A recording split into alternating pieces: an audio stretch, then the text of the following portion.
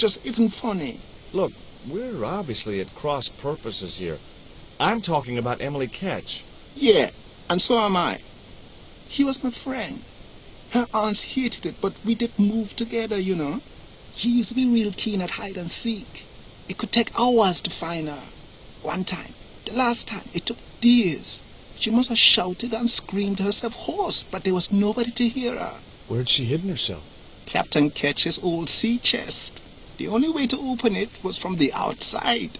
Suddenly, I didn't feel so good. We never exchanged another word about Emily Ketch. Could I borrow your net? Yeah, man, no problem.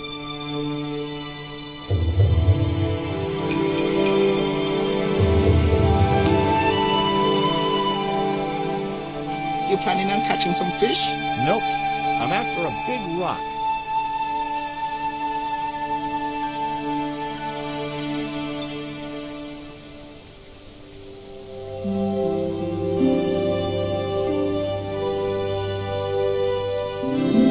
Well, here I go. Wish me luck, Rio. Good luck, George. Watch out for the walking dead.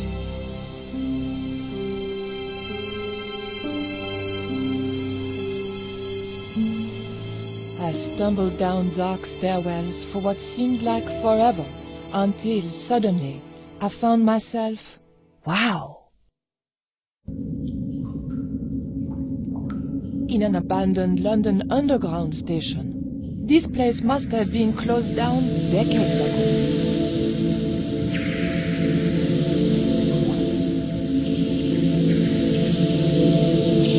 It was an old map of the London Underground. It looked just like the modern one. A latch lock stopped me getting into the cupboard. The poster was advertising a play I'd never heard of. The date on the poster was before I was born.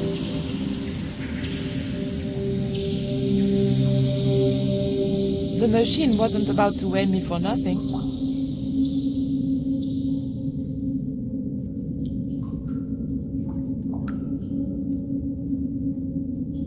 It might have been a nice souvenir if it hadn't been torn and dirty. It was an old ticket machine. A sign read, "Tickets 3D."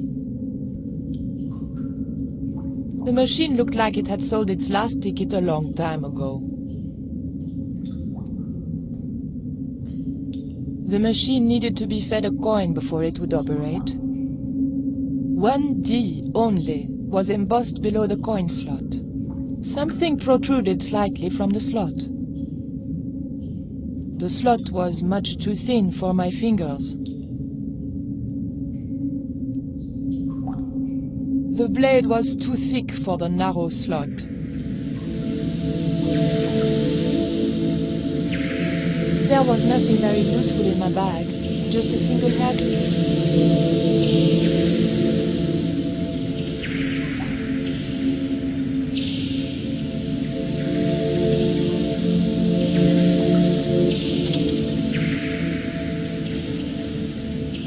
I pushed the hair clip into the slot, and whatever was stuck there disappeared into the machine.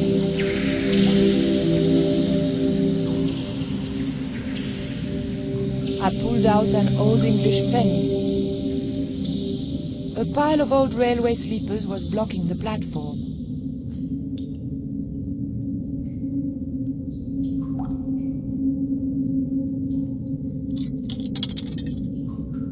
An ancient bar of chocolate dropped into the tray at the bottom of the machine. And as a special bonus, the penny dropped through to the reject pocket.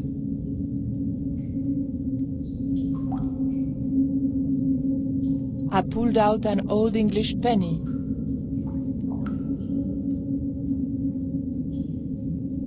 I took the ancient bar of chocolate.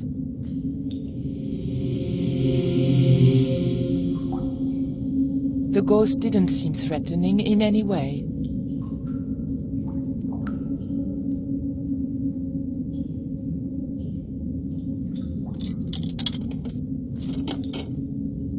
I put the old penny into the slot, the needle twitched rustily, and the machine spat out a card.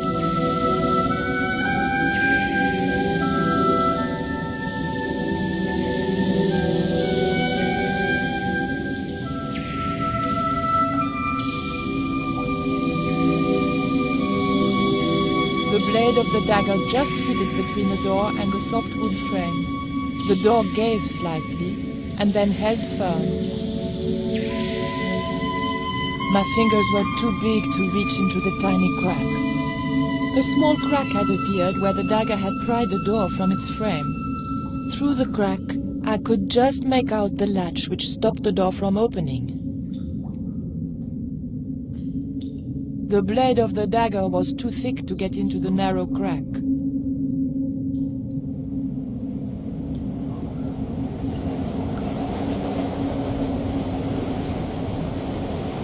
The weight was in imperial units.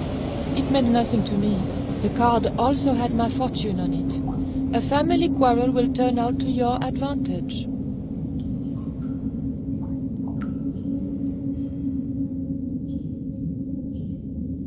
I remembered my student days when I regularly forgot my house keys. A wiggle with the thick card between the frame and the lock, and the latch lifted.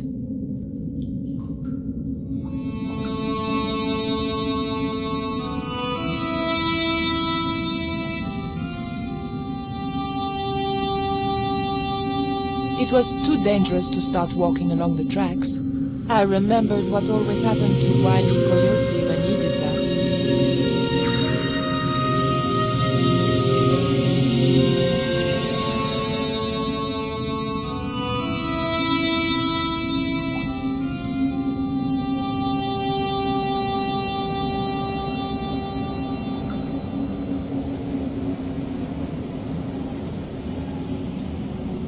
The train was my ride out of there. I could worry about not having a ticket when I got to the docks.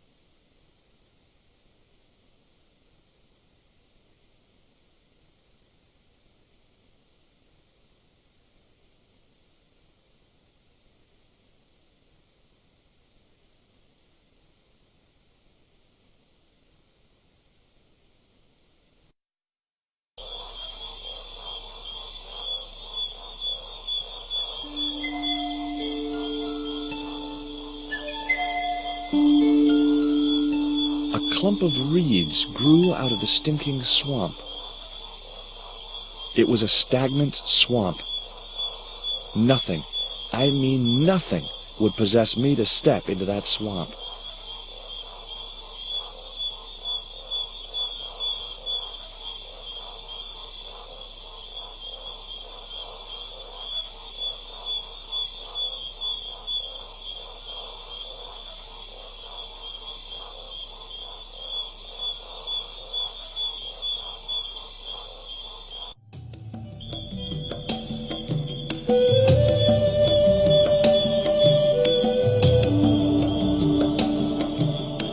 As soon as I stooped to investigate the hole, its inhabitant disappeared into the darkness.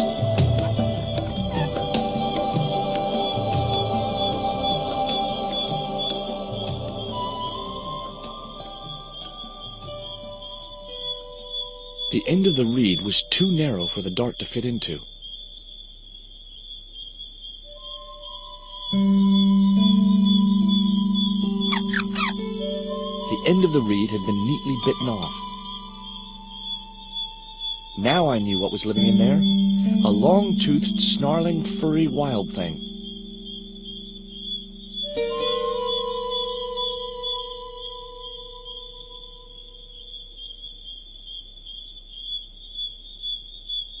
The dart fitted snugly into the reed. Great. I was tooled up and dangerous.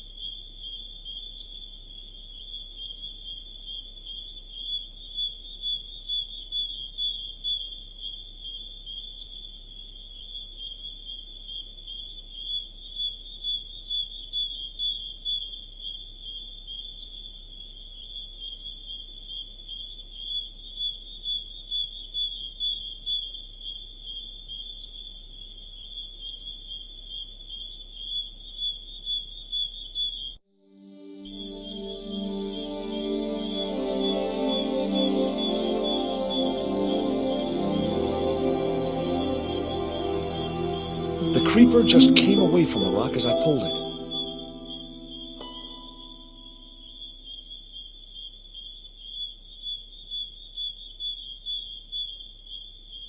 The marker clipped firmly onto the net.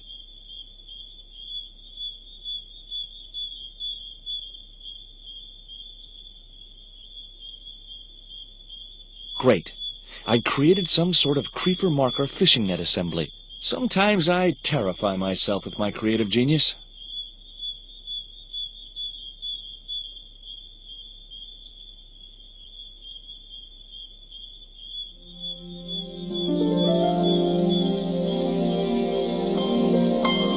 I'd successfully got the marker into a position near the top of the needle simply by using the kind of lateral thinking that can get you institutionalized.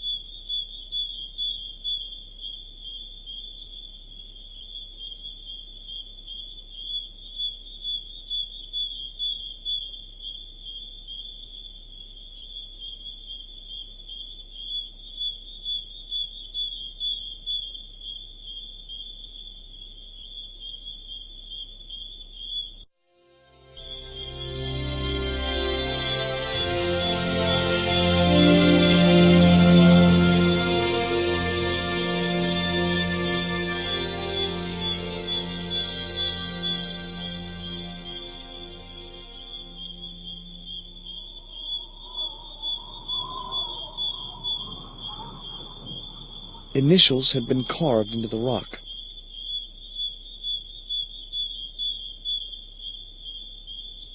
Joining the dots would make an equilateral triangle.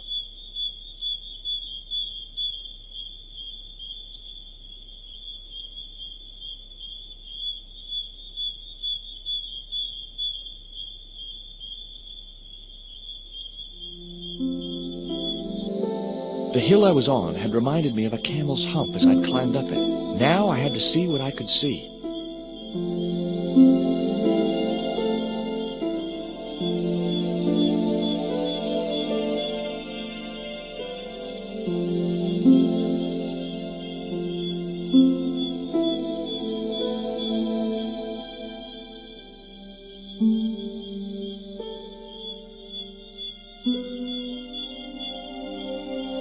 It was a good cave for hiding treasure in. Shame about the flooding problem.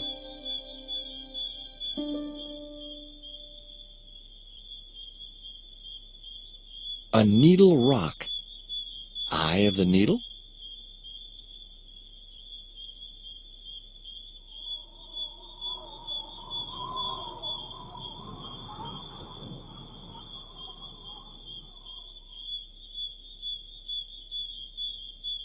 It was the marker which I had raised up the needle of rock.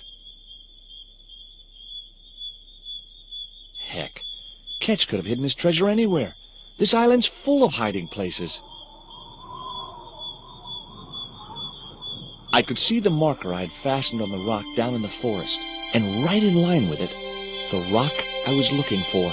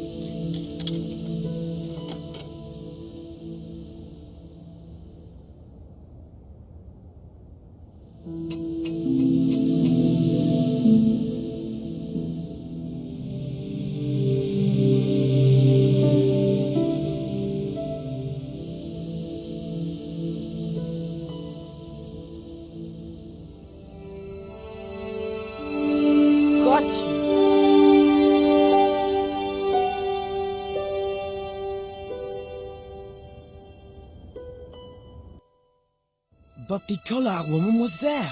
They'll know it was me. But you have the stone. The right stone, you're sure? Yes, of course, it's the Jaguar stone. No possible mistake. Here it is. Karzak, please. The police will be looking for me soon. You're going to get me out of the country, aren't you? Stop your whining, Oublier. You have any idea what this stone symbolizes? I thought you just wanted it to frighten the natives. Fool. I intend to cast this stone into the sea. But why? It's unique. Exactly. With it gone, the Mayan priest's plan to destroy Tezcatlipoca cannot succeed. I can assure you that Tezcatlipoca is a mythical figure. Such a small mind you live in. Tezcatlipoca is real. I have seen him in my dreams. We have spoken of his plans for this world. We have spoken of your part in his plans. My part? He told me you would be useful. He told me how to crush your spirit by turning you to drugs. My wife died. You know that full well. She was my world, my everything. And now, you are no longer useful. She called out your name as she died. What? What are you saying? And then they thought you'd done it. It all worked perfectly. You? It was you? You bastard! You monster! For the love of God, Karzak! Which one?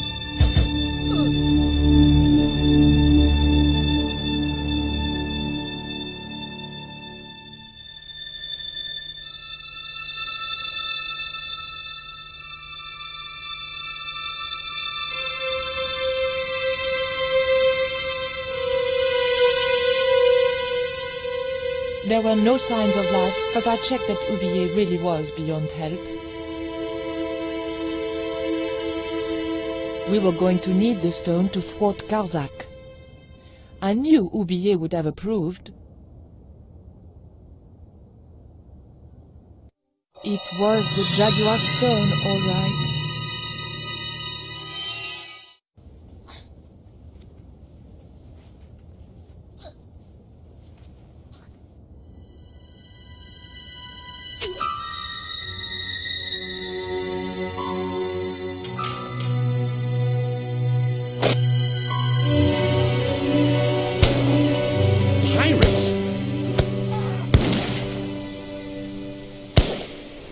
I was about to make good my escape when... What? Who the hell are you? I can explain everything. Don't bother.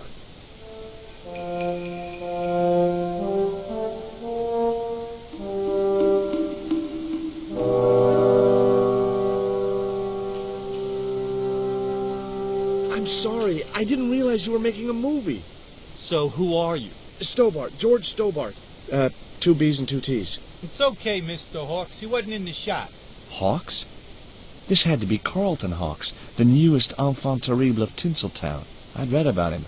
Mailroom boy makes good. Nice to know it was still possible to get to be a director armed with only an encyclopedic knowledge of postal charges. Stay out of the way, surfer boy. I'll deal with you later. Surfer boy?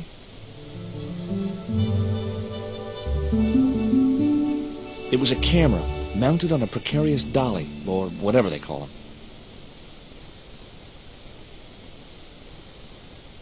What's the name of the movie? Are you trying to be funny? No. It's Treasure Island, the only book I ever read twice. I don't recall any girls in Treasure Island. Gotta think box office. People like that kind of thing.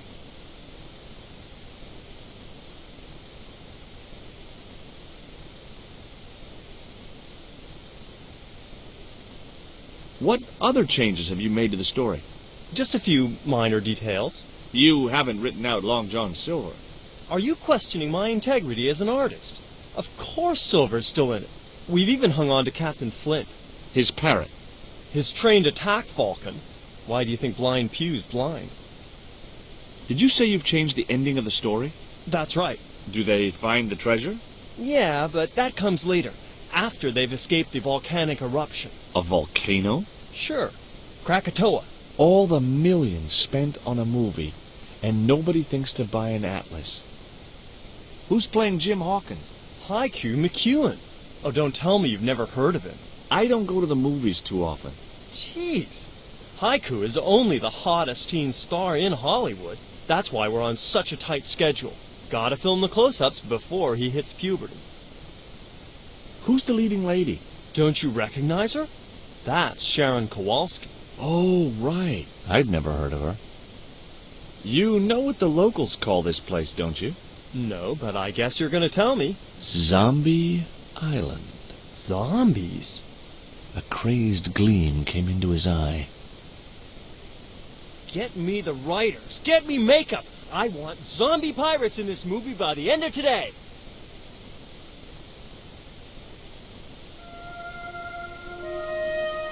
Hi, I'm George Stobart. My name's Harris. Most people call me Flash. You're the cameraman, right? That's right. Why'd they call you Flash? You used to be a stills photographer?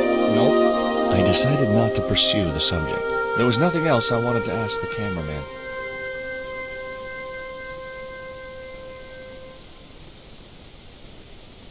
Hi there, George Stobart. Uh-huh. Yeah. Haiku McEwen. You're playing Jim Hawkins, right? Jimbo. I had Mr. Hawks change his name.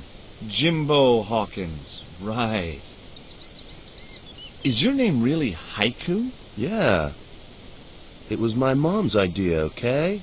When I was born, I was so small and perfectly formed I reminded her of a Japanese poem. Well, I guess it could have been worse. She could have called you Limerick. That's my middle name. Did you always want to be an actor? I don't think of what I do as acting, man. You're not alone. It's more like the voice of my generation. What I'm saying for the kids on the street. Which is what? I'm crap, I'm going nowhere? Huh? What are you saying, man? Stobart, get out of shot. Positions, everybody. I'll get a flip chart and explain it to you later, Haiku. Haiku, baby, are you ready? Okay, man. Which scene is this? You've been captured by Silver's accomplice, Pirate Babs, who's fallen in love with you. That whirring sound you can hear? It's Robert Louis Stevenson spinning in his grave. Okay, people, top of page 76, Sharon. What about my big speech? It's been cut. Everybody ready? Up to speed. Quiet on the set. Okay, let's make magic. Oh, please. And action! Why don't you forget that dumb old squire and his bunch of merry men? Can't you see we were made for each other? I know, but Squire Trelawney saved my life, Captain Babs. Why, if it hadn't have been for him, that giant octopus would have made mincemeat out of me. But right now he thinks you're a traitor.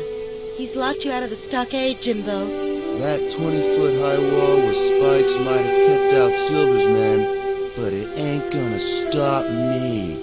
Oh, Jimbo. And cut! Good heavy breathing, Sharon. Natch, I'm a pro.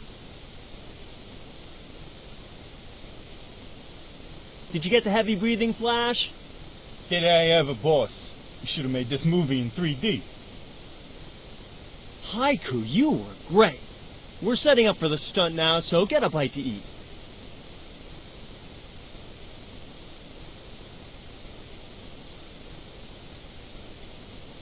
Savage, on set, damn it.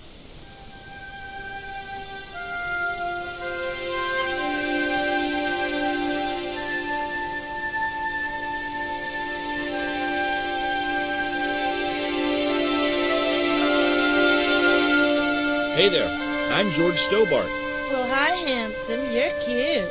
I wish it was you playing the lead male instead of that kid. I can't act, ma'am. So what? I bet you can kiss.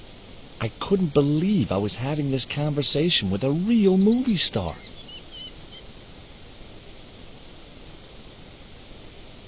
What's it like sharing the spotlight with an actor who's young enough to be your son? What do you mean? What do you think of Hawk's treatment of Treasure Island? It's okay, I guess. I never saw the original. It's a book. One of my favorites. Really? The novelization's out already? What part are you playing? Pirate Babs, the ruthless and passionate lady buccaneer. It's a great part. I get to kiss a lot, and I kick ass. Like the boots? What do you think of these? Ew, they're awful. You have no idea how much you've just gone up in my estimation. I found this reed in the swamp on the other side of the island. Oh, yeah? Yeah, and I used it to shoot a poisoned dart at a wild boar. It was a real-life drama, not just a scene from a movie. Right. She was having trouble with the whole real life is not a movie concept. Take a look at this ancient Mayan artifact. That's just a hunk of stone with a picture scratched on it. In a way, I guess. You don't happen to have seen anything similar, have you? No.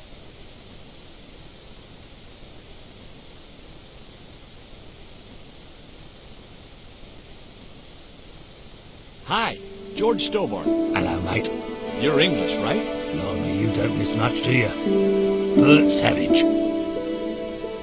How long have you been in the movie business? Flipping years, mate. Absolutely flipping years. I was in the army before that. Thought to myself, you've been risking your bleeding neck every day, why not cash in on it like?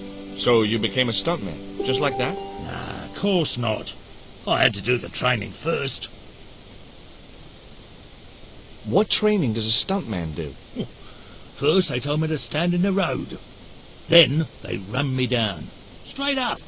Drove at me with a car. I couldn't believe it. I was up on the bonnet and over the other side before I realised he wasn't stopping. Then they threw me downstairs a bit and gives me a certificate.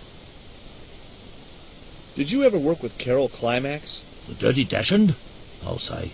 Flipping princess, mate. I heard she was very beautiful. Mind you, she acted like one too. Ordering this, demanding that. Did you ever meet Bertrand Oubier? Meet him? No. I saw him a few times, though. He didn't like his wife being in films. Do you think Oubier murdered his wife? I wouldn't be surprised if he did. Mind you, there were plenty of people who could have done her in. I thought the public loved her. Yeah, but people who knew her saw the other side. Have you ever seen anything like this before? What's that, mate? Stone axe? No, it's just a piece of polished stone. Very nice indeed. Shine it up a bit, you get a few bob for that.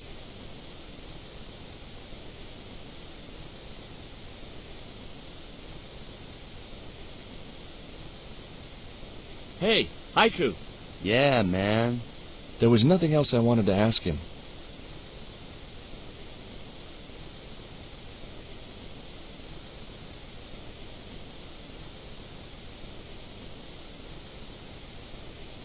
The bun was so stale it felt like a small rock.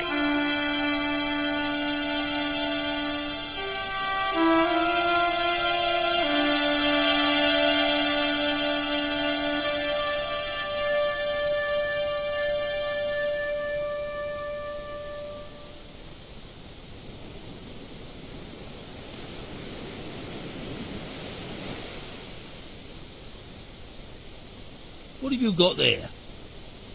Would you like a pancake, Bert? Don't mind if I do. The pancake oozed maple syrup all over Bert's chins. Ew, you put bloody syrup on that pancake. Now it's messed me all up. Would you like a bun? No way. The last one I tried cracked my dentures. I'd seen a lot of strange things on this island, but here was a bush that was buzzing.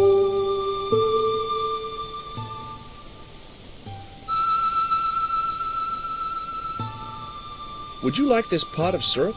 No way, I'm messed up enough already.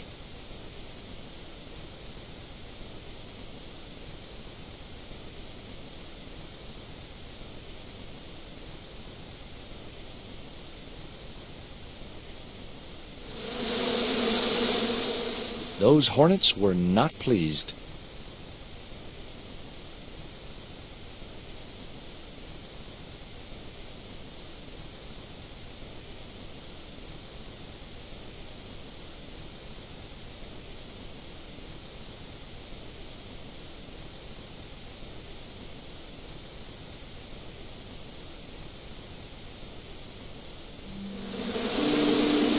Get that camera rolling. This could be good.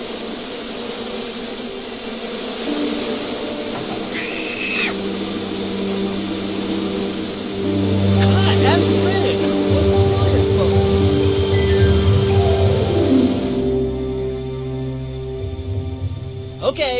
next scene is down on the beach. This is where Hawkins finds the treasure in the Cave of the Crabs. Would those be giant killer crabs by any chance? Giant mutant killer crabs with attitude. There it was, the rock I'd seen from the camel's hump. Now that I was close up, I could make out a small cave near the top of the pillar.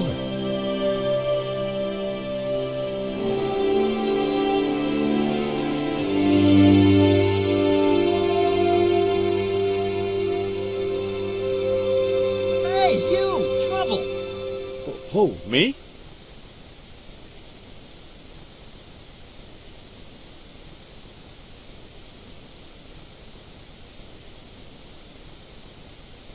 I want you to stay right where I can keep an eye on you.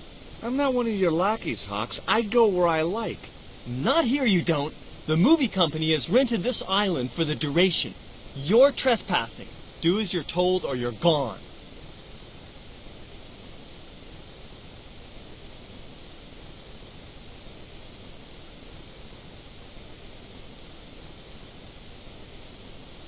Hi, Bert.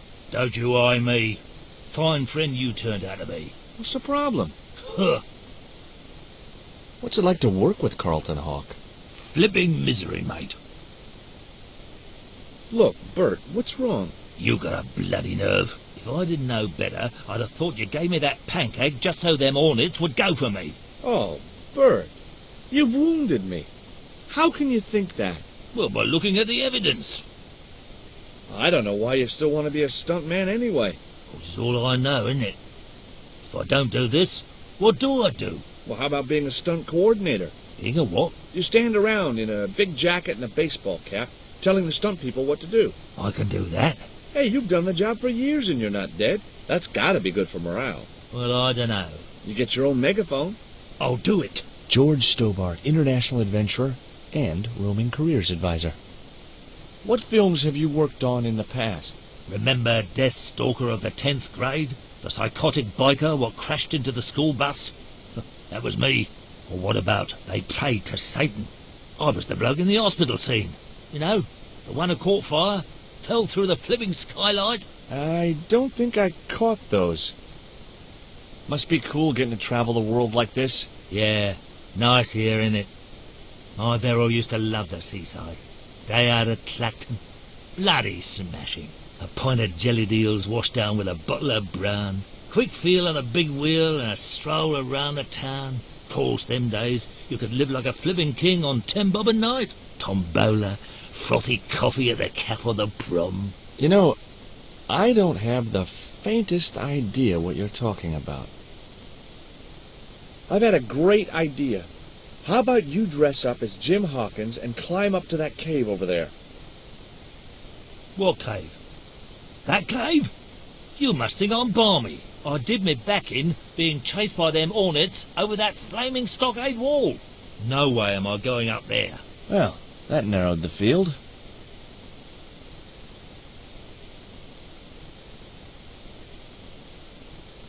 Hey, Haiku.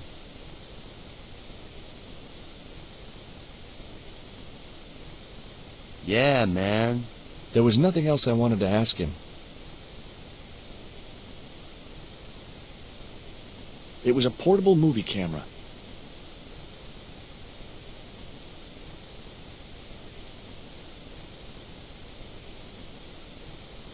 What do you think of Haiku McEwen? What's to think?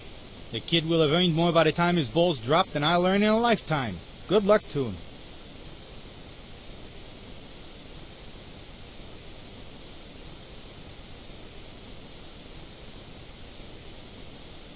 I was talking to Mr. Savage, the stuntman. Is he all right? What makes you say that? He's not making any sense. The guy's English. You don't look happy. Why should I be happy? Look at that cave. It's supposed to be where the treasure is. So? Look at it. It's crap. Does that look like the sort of place anybody would hide treasure? I should have had props build me a proper damn cave. A cinematic cave. What do you mean, a cinematic cave? One with drama. Danger. One that looks like the mouth of a big stone skull would be cool, but I'd settle for drama and danger. Why don't you use that cave up on the rock pillar at the end of the beach? We don't have a stuntman anymore. Hey, I'll do the stunt. I appreciate the offer, but if you fall, you'll sue us. No, I won't. Everybody hear that? I heard it. Good enough, we're covered. Got any experience? Death-defying leaps, desperate fistfights, getting caught in explosions, you name it. Okay, people, move out. We're shooting the scene at the end of the beach. No, we're not. The camera's still bogged down. Shoot, I forgot about that. No go, Stobart. We'll have to use this cave after all. Flash? Yep. We can't film at the Needle Rock because the camera's bogged down, right? You got it, Chimp. So why can't we use the portable camera instead? You know, that's a pretty smart idea.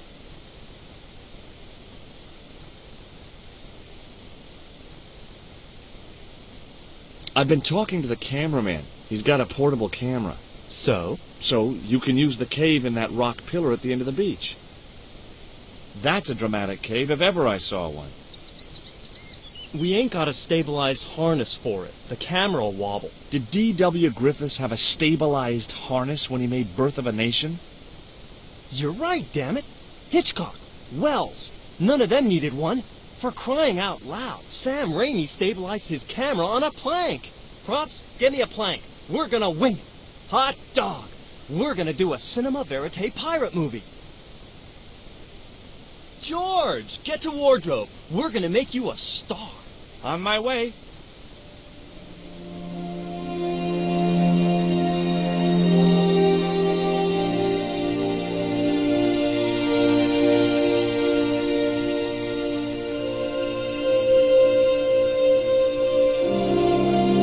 Ready when you are, Mr. Hawks.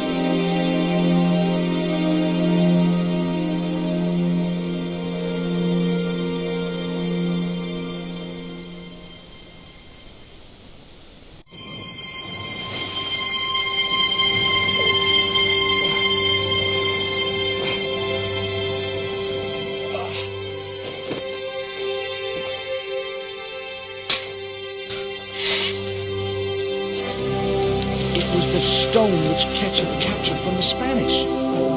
The Eagle Stone. I returned to Quaramonte and found that Georges had left a message with Conchita. He'd already left for the Indian village, so I hurried to catch up with him. When I arrived, I found a scene of desolation.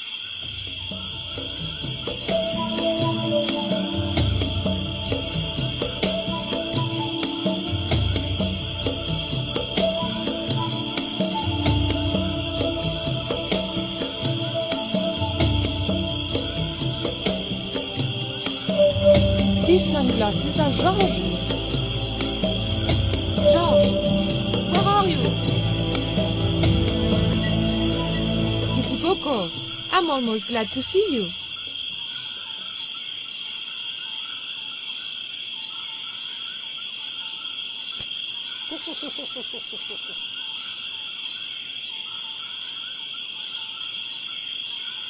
You little asshole, what happened here? Are you responsible for this? And where's Georges? Have you seen him? He was pointing to the remains of a burned-out hut.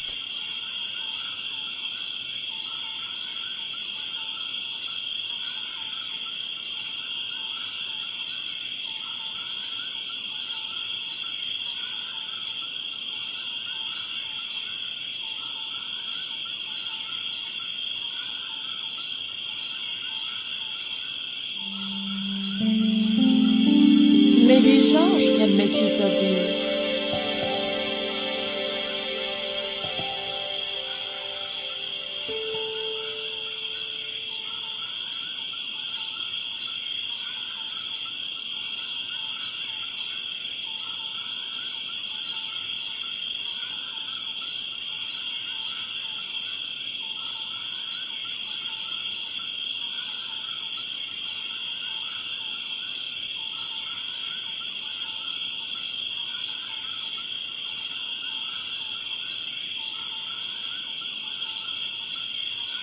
These are Georges' shades, right? Has he been here? Jaws! Where is he now?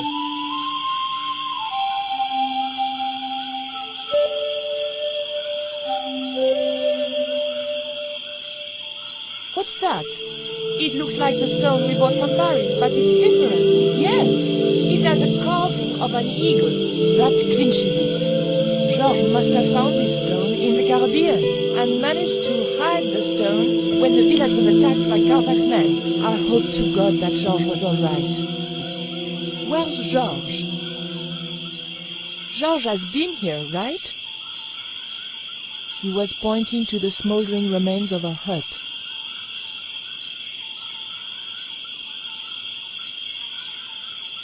It was too hot to pick up. The underpants weren't thick enough to protect my hands.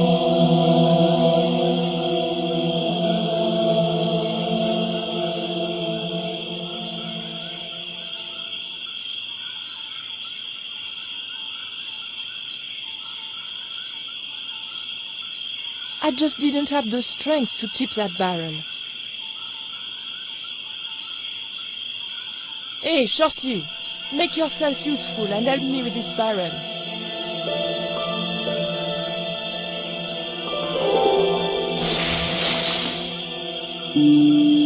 Thanks.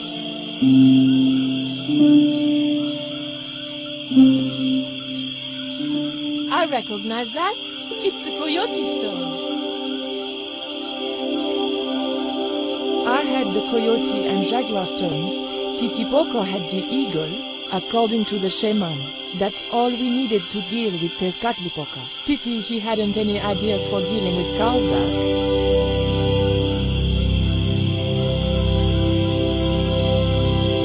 What is it? Where are you pointing?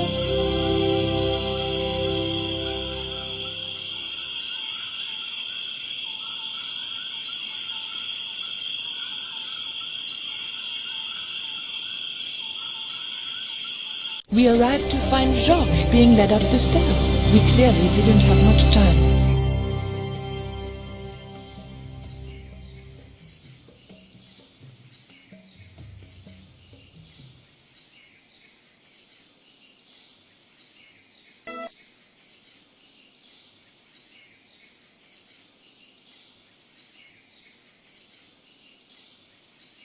Hey, señorita! Too late. I had been seen.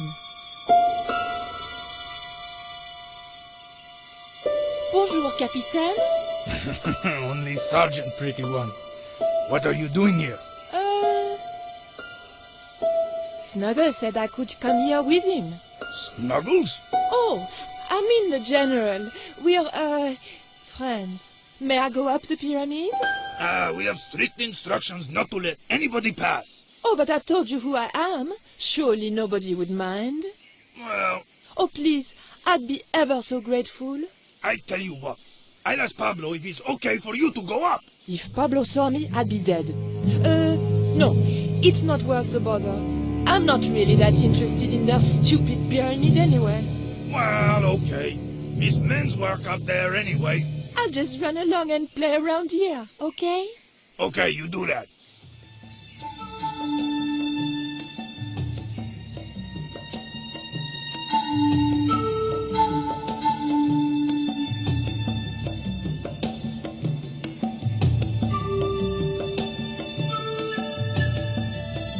The button didn't seem to do anything.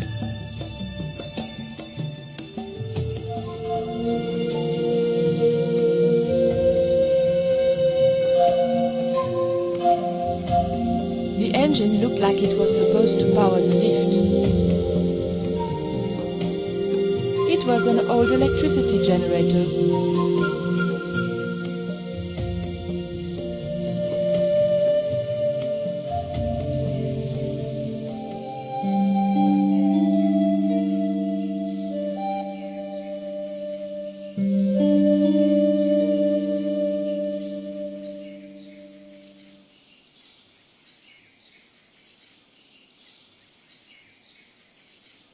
How did you hook up with a maniac like Carzak in the first place? Carzak? Whoop whoop loco! Yes, he scares me too. Would you like some chocolate, Titipoco? It's good vintage. You're smarter than you look.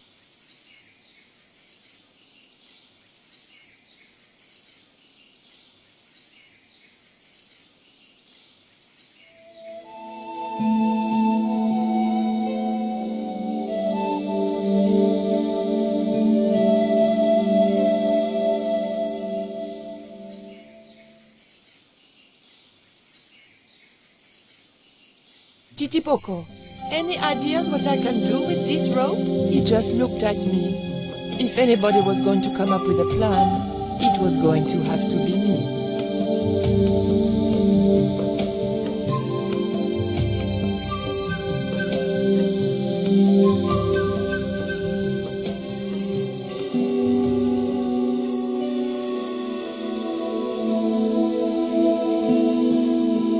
The scaffold gantry went all the way up the pyramid.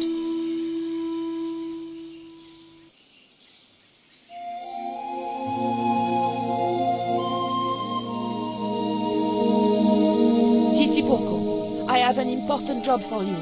Take this rope to the top of this scaffolding and throw it over the top. Oh.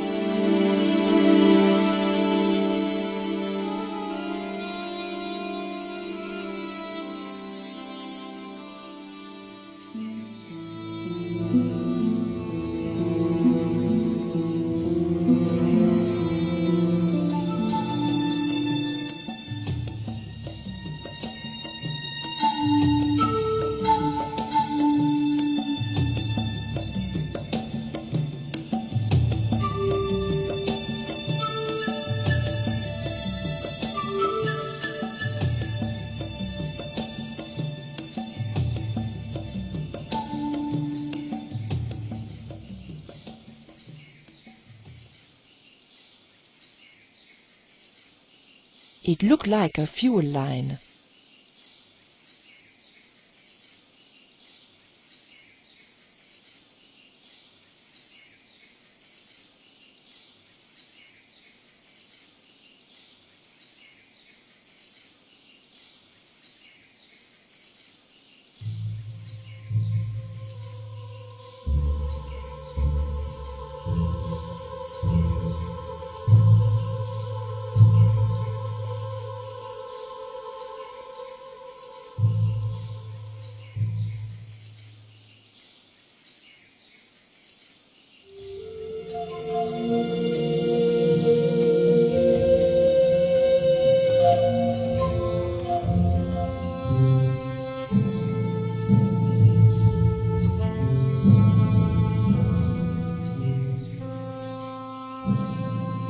The motor spluttered into life. There was a lever mounted on the side of the motor.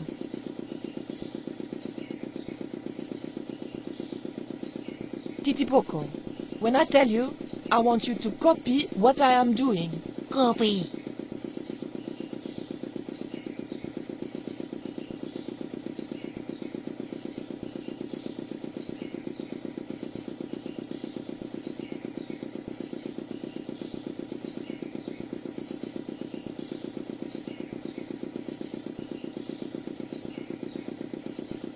Okay?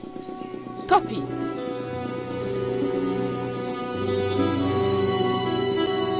Georges! I realized those bastards were going to sacrifice Georges to Tezcatlipoca over my dead body.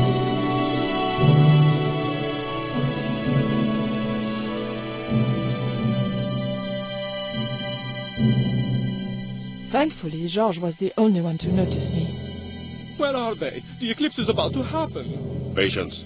Your mother will be here soon, and Karzak will be close behind. Just keep the Yankee covered and leave the worrying to others. Yeah, Raoul. The maniacs were going to sacrifice Georges! Shut up, Stobart. Just shut up! Calm down. He's no threat. Hey, Raoul, why don't you do us both a favor and shoot Pablo? You're very funny, Stobart. I haven't forgotten Marseille. When Karzak cuts your heart out, I'll be the one laughing. I'll bet I'm not the only one due for the chop around here either. Hey, Raoul? I'm warning you. Raoul was a bundle of raw nerves. I hoped Georges wouldn't push him too far.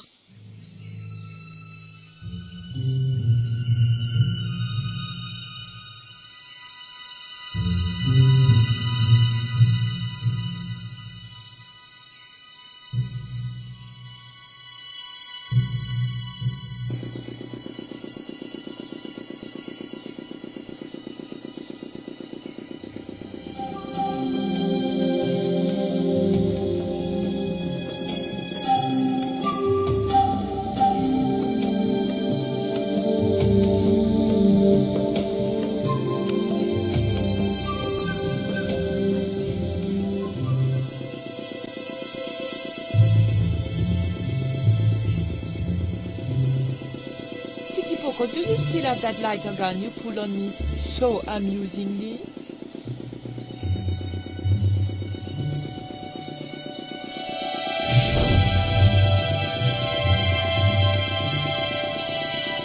What's going on over there? Do you need help, Red Pretty? Nothing's wrong. I dropped, a cigarette butt. Everything is under control. I'll have the fire out in a minute or two.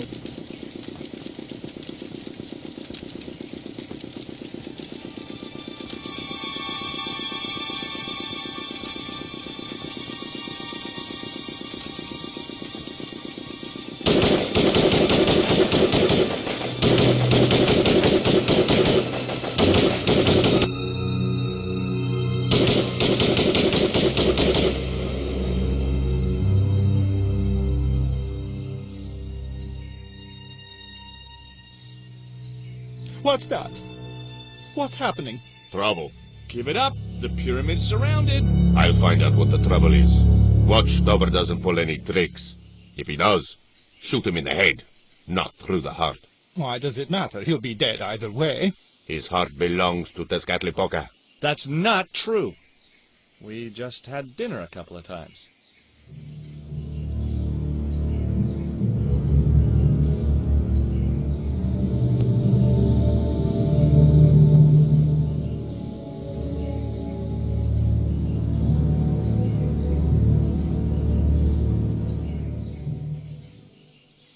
Drop the gun or I shoot!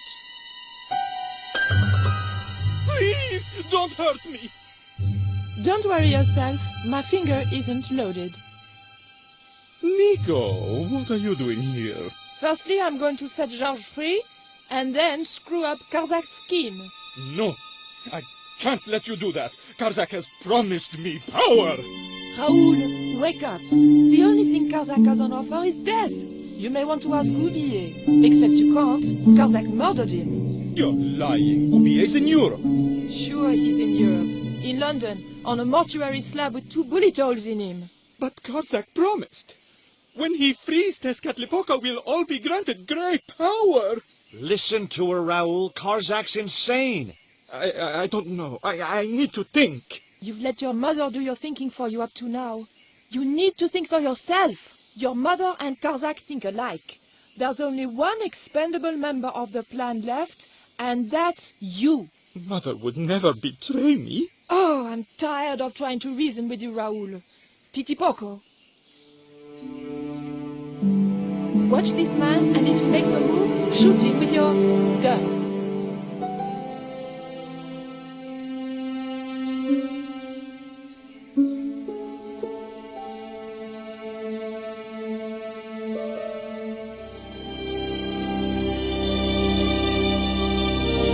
Hold still, Georges.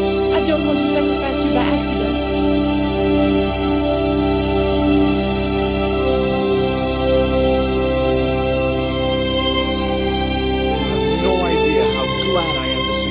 They were going to cut your heart out. I think I can guess. We can save the happy reunions for later. We've got to move. Come on!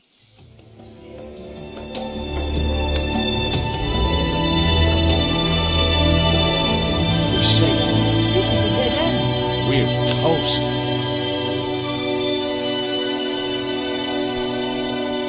I know, Titipoco. I'm not too happy here either. He knows this is Tezcatlipoca's pyramid.